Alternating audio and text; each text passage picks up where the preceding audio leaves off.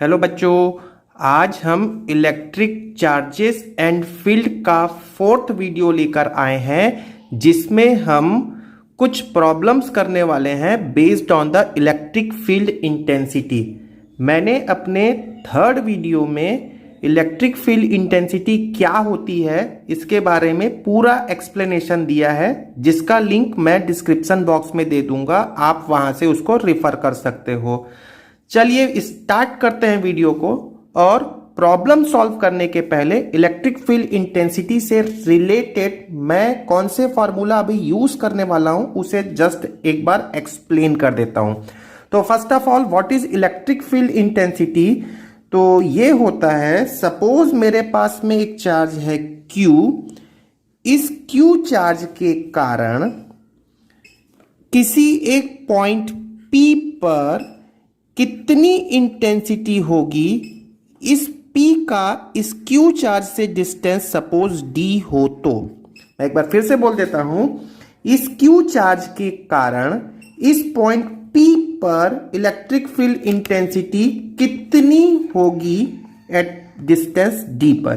तो ये होता है E is equal to 1/4 pi epsilon naught Q by d square.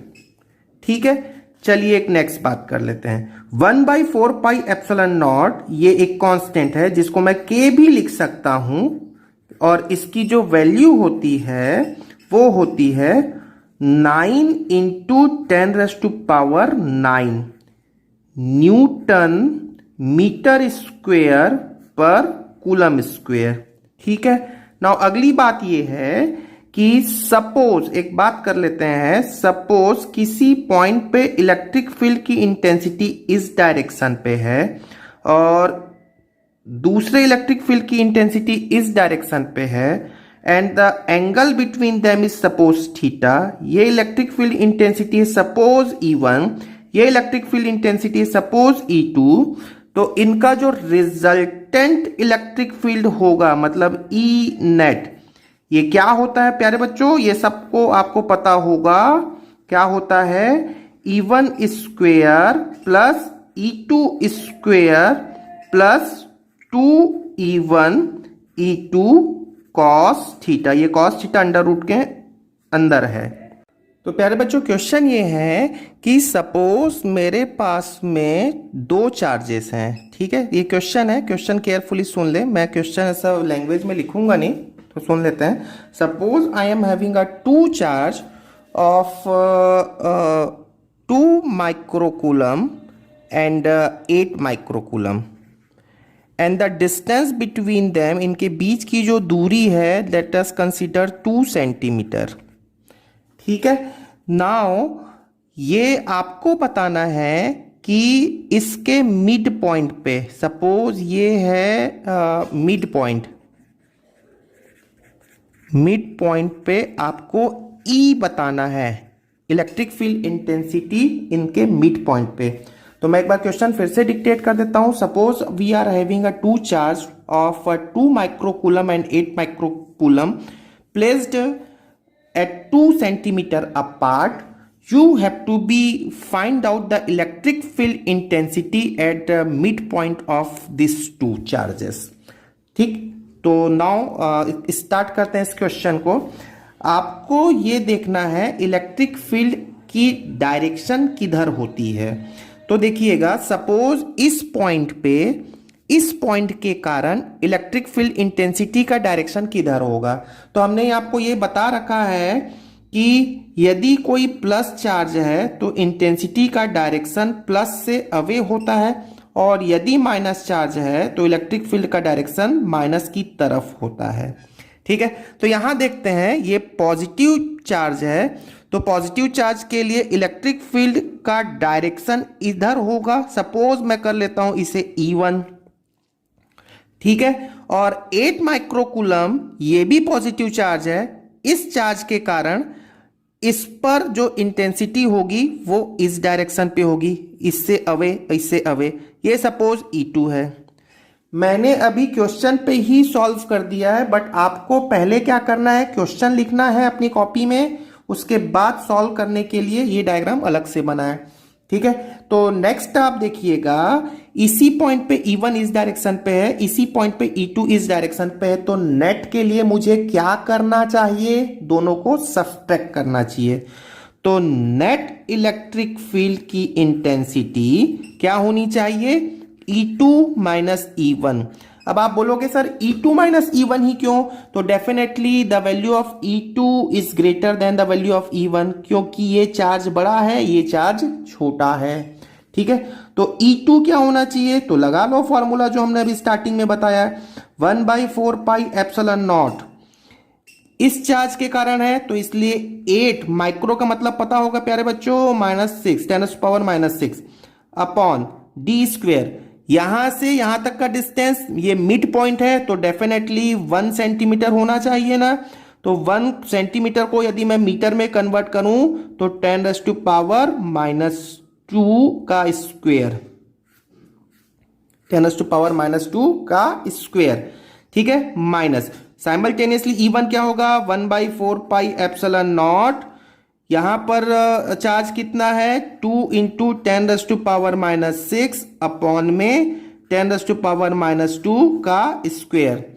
Now you know the value of 1/4 pi epsilon not, और सब जो भी कॉमन है, जो भी दोनों में कॉमन टर्म है उसको आउटसाइड में लिखते हैं। ये हो गया 10⁻⁻4 10⁻⁻6, मतलब ऊपर बचता है 10⁻⁻2, और 1/4 पाई एप्सिलॉन नॉट की वैल्यू होती है 9 इंटू 10⁻9 इंटू 10⁻2 को मैंने कॉमन कर लिया, दोनों से कॉमन होगा। और इसके बाद यहां पर क्या रेस्ट पार्ट है, 8, यहां क्या है 2, तो ये हो जाएगा 8 माइनस 2 मीन्स 6, और 9 6 54 into 10⁻7। What is the unit of electric field intensity, Newton पर कूलम। तो ये हो गया ई नेट। तो नेक्स्ट प्रॉब्लम है कि सपोज मेरे पास में दो चार्ज हैं। ठीक है, ये दो चार्ज हैं 1 coulomb and 9 coulomb, and the distance between them is let us consider d। ठीक है, मुझे ये बताना है ये कि इन दो चार्ज को मैं एक लाइन से ज्वाइन कर दिया, तो आपको ये बताना है कि इस ज्वाइन करने वाले लाइन पर वो पॉइंट आपको लोकेट करना है, वो पॉइंट आपको बताना है जहां पर इलेक्ट्रिक फील्ड इंटेंसिटी 0 है। तो क्या बताना है आपको, find the point where E is equal to 0। इस लाइन पे आपको एक पॉइंट बताना है जहां पर इंटेंसिटी, इलेक्ट्रिक फील्ड की इंटेंसिटी 0 हो। तो चलिए स्टार्ट करते हैं, बहुत इंपॉर्टेंट प्रॉब्लम है, देखिएगा क्या करना है। अब इलेक्ट्रिक फील्ड इंटेंसिटी की वैल्यू 0 कब हो सकती है, हम ये सोचने की कोशिश करते हैं।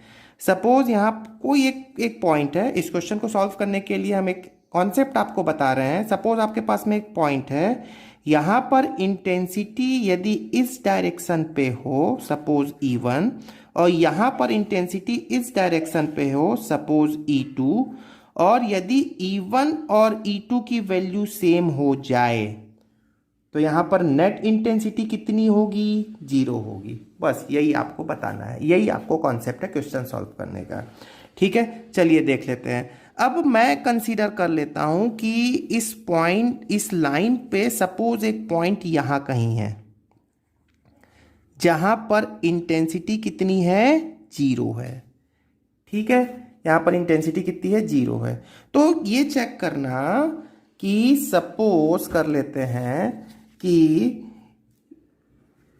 इस चार्ज के कारण, मतलब 1 कूलम के कारण इस पॉइंट पे इंटेंसिटी इस डायरेक्शन पे होगी कि नहीं होगी, अवे फ्रॉम दिस, क्योंकि ये पॉजिटिव चार्ज है। वैसे ही सपोज मैं इसको E1 कह देता हूं, साइमल्टेनियसली इस चार्ज के कारण इस पॉइंट पे इंटेंसिटी इस डायरेक्शन पे होगी कि नहीं होगी? बिल्कुल होगी। सपोज मैं कह देता हूं E2, तो इस चार्ज के कारण इंटेंसिटी इधर इस डायरेक्शन पे, इस चार्ज के कारण इंटेंसिटी इस डायरेक्शन पे। यदि दोनों इक्वल हो जाएं तो फिर वहां पर नेट इंटेंसिटी 0 होगी। अब मैं कंसीडर कर लेता हूं, सपोज इस पॉइंट की इस चार्ज से डिस्टेंस सपोज x है, ठीक है। तो इस पॉइंट की यहां से डिस्टेंस कितना हो जाएगा? d माइनस एक्स हो जाएगा। होगा कि नहीं होगा? ठीक है, टोटल है d, इधर इतना है x, तो इतना क्या हो गया? d minus x. ठीक है, बस अब आप ये कर लें कि नेट इंटेंसिटी कैलकुलेट करने के लिए E1 और E2 की वैल्यू यहां पर रख लें। तो E1 कितना होगा? तो 1/4 pi epsilon not 1 coulomb divided by d इस, सॉरी यहां पर क्या आना चाहिए? एक्स स्क्वेयर, यहां से एक्स स्क्वेयर का डिस्टेंस है, इक्वल टू यहां क्या होगा? 1/4 pi epsilon not 9/1 d minus x का होल स्क्वेयर। होगा कि नहीं होगा? चलिए यहां जो भी टर्म होता है उसको कैंसल आउट कर देते हैं। ये हो गया d minus x upon x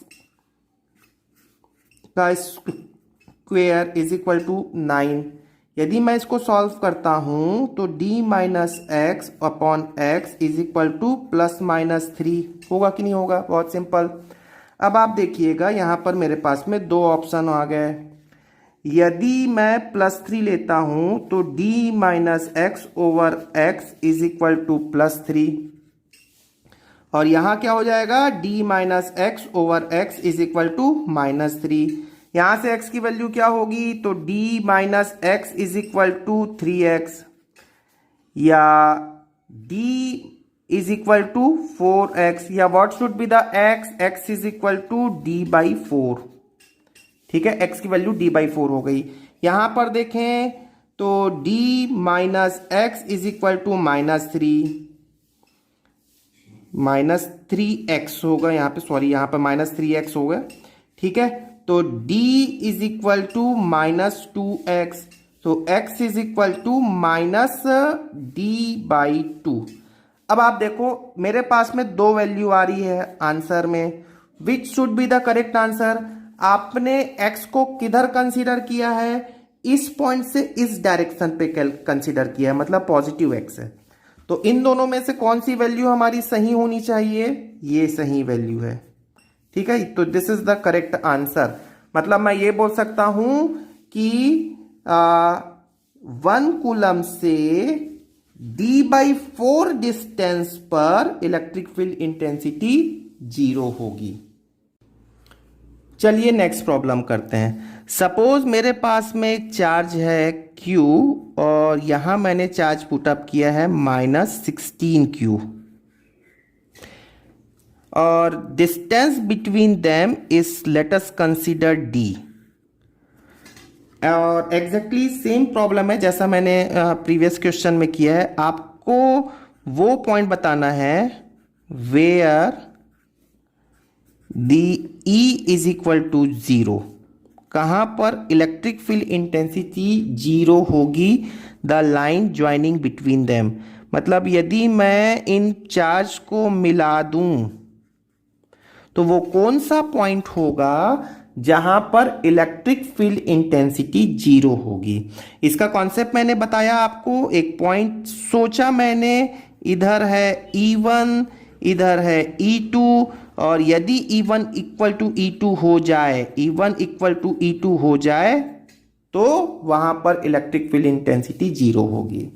ठीक है, चलिए देखते हैं। अब आप नोटिस करना, यदि मैं सपोज यहां पर एक पॉइंट कंसीडर करता हूं तो इस चार्ज के कारण इस पॉइंट पे इलेक्ट्रिक फील्ड इंटेंसिटी का डायरेक्शन इधर होगा, ठीक है, प्लस से दूर, और इस चार्ज के कारण इस पॉइंट पे इंटेंसिटी इधर ही होगा, माइनस की तरफ। तो डेफिनेटली इस पॉइंट पे तो इंटेंसिटी कभी भी 0 इक्वल हो ही नहीं सकती। मतलब इन दोनों पॉइंट्स के अंदर वाली लाइन पे इंटेंसिटी 0 हो ही नहीं सकती। अब आप कंसीडर कर लो इधर एक पॉइंट इधर लिया या एक पॉइंट इधर लिया, ठीक है। चलिए देख लेते हैं।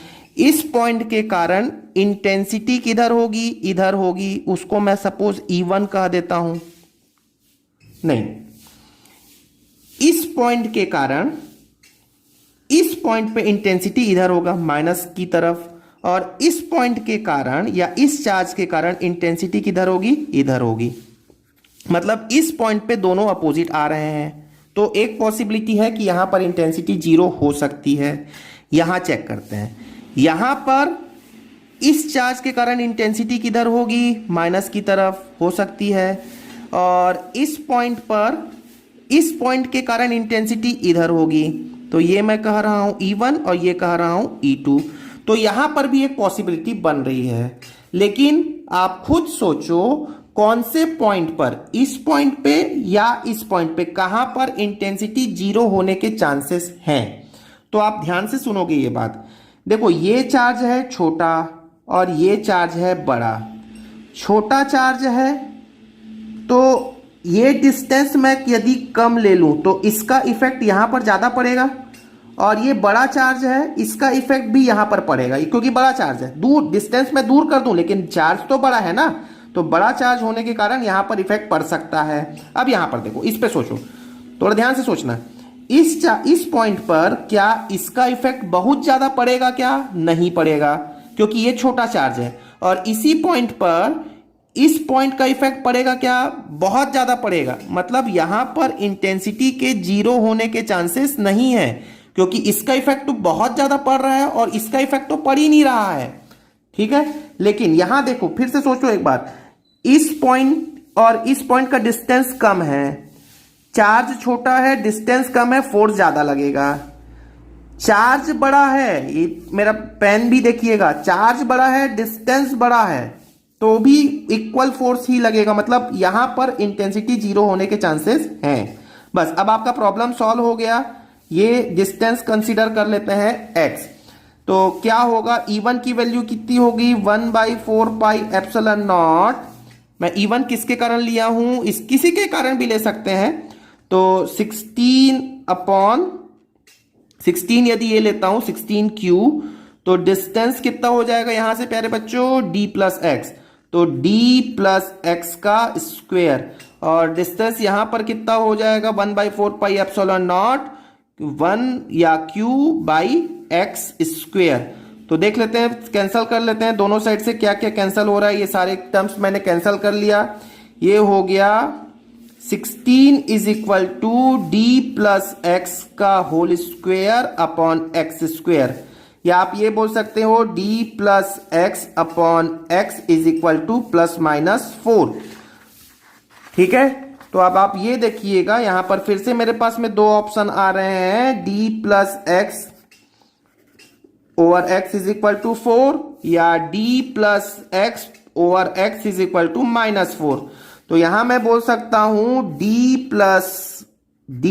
Plus x is equal to 4x, या d is equal to 3x, या x is equal to d by 3। x की वैल्यू आ गई यहां पर d बाई 3। यहां देख लेते हैं, यहां पर मैं बोल सकता हूं d plus x over x is equal to minus 4, again मैंने लिख दिया, या d plus x is equal to minus 4x, या d इज इक्वल टू ये प्लस एक्स माइनस 5x, या x is equal to d by minus 5। तो definitely हमारा answer कौन सा होना चाहिए, दो आंसर आ रहा है, इन दोनों में हमारा आंसर कौन सा होना चाहिए। तो Q से x डिस्टेंस को मैंने पॉजिटिव कंसीडर किया है इस डायरेक्शन पे, तो मेरा आंसर फिर कौन सा होना चाहिए, ये वाला आंसर होना चाहिए। तो उम्मीद करता हूं आपको ये क्वेश्चन समझ में आए होंगे, और यदि आप चैनल पे नए हैं तो चैनल को सब्सक्राइब करें, शेयर करें और लाइक करें। Thank you very much.